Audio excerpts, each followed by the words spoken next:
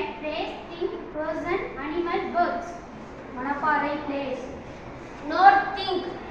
Rohit person. Lion animal. Eagle bird.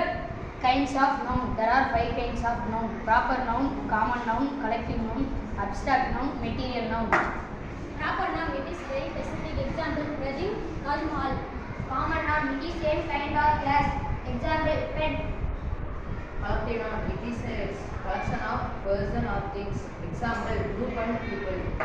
Abstract noun, it cannot be touched and cannot be seen, but can feel and think. Example, honesty. Material noun, it is a matter of substance of things or made. Example, copper, wood, gold. Noun is classified into 2 types. First type, countable noun. Second type, uncountable noun. Countable noun, we can count. Uncountable noun, we cannot count. How many pens in my hand?